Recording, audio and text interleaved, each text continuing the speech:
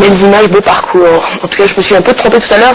La ZOB n'est pas une ONG, mais bien une entreprise à but non lucratif. C'est-à-dire il n'y a pas de dividendes versés aux actionnaires.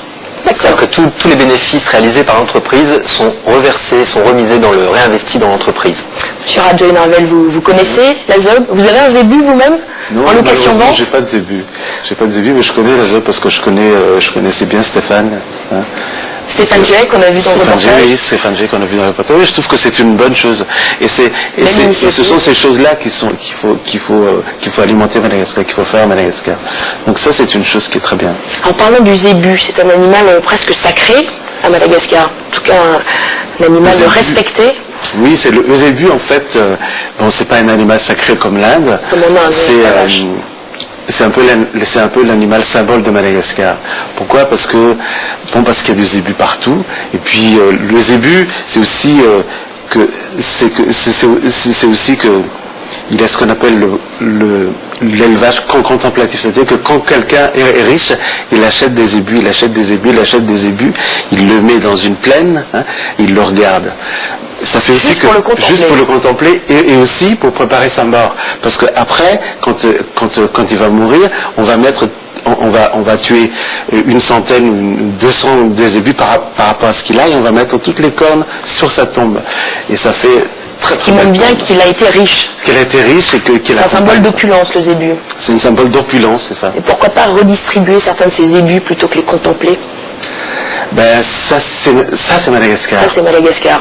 Vous avez suivi l'un des groupes emblématiques de l'île, Mahaléo, j'ai un peu du mal à le dire, je ne parle pas très bien le malgache, qui veut dire libre en malgache.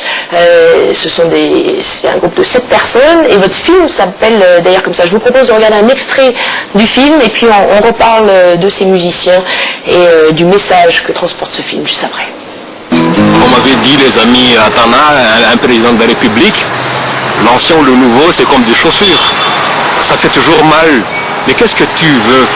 Des vieilles chaussures qui font mal ou bien des nouvelles chaussures? C'est ça le pouvoir. C'est une question des vieilles ou des nouvelles chaussures. Ça fera toujours mal quelque part.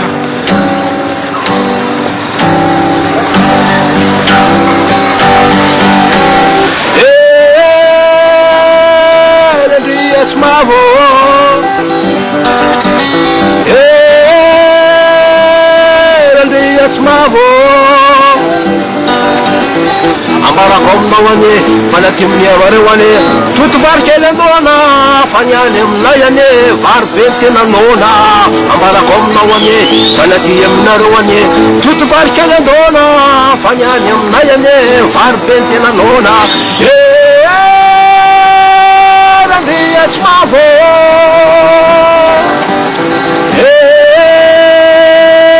randiyach mavo. Ambara komna wane, falakiya minar wane, kilawa ben fula, fanyane mlayane, yasanu masula. Ambara komna wane, falakiya minar wane, kilawa ben fula, fanyane mlayane, yasanu masula.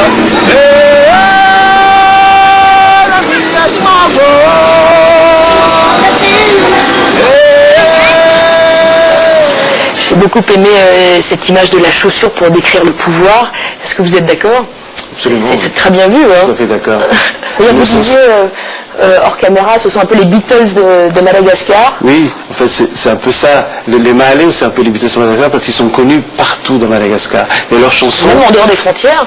Ils ont été l'un des premiers groupes malgaches à être à l'Olympia à Paris, d'ailleurs, à chanter à l'Olympia. Oui, effectivement, oui. Et donc je disais que leurs chansons, c'est surtout les lèvres de tout le monde, même les jeunes, même les tout jeunes, même les vieux jeunes et tout ça, c'est vraiment des chansons, parce que ce sont des chansons qui parlent de la vie quotidienne. Et bon, la politique aussi est dans la vie quotidienne. Alors, la vie quotidienne, c'est aussi parfois des difficultés, des grandes difficultés, la pauvreté, on en reparle toujours. Est-ce que Madagascar ne reste pas toujours entravé dans son développement économique, sachant qu'elle a quand même d'énormes ressources naturelles? Vous en parlez dans votre carte d'identité, Guillaume. Oui, où est-ce qu'il faudrait investir, aller, comment faire pour que ce pays, ou soi-même, qu'on puisse apporter sa petite pierre au pays? Alors sous le mandat de Ravalomanana, le premier, on a vraiment senti un mouvement C'est-à-dire tous les opérateurs sur place le disent, on a vraiment senti un décollage. Avec le népotisme sur la fin de son deuxième mandat, il commençait à y avoir des bémols.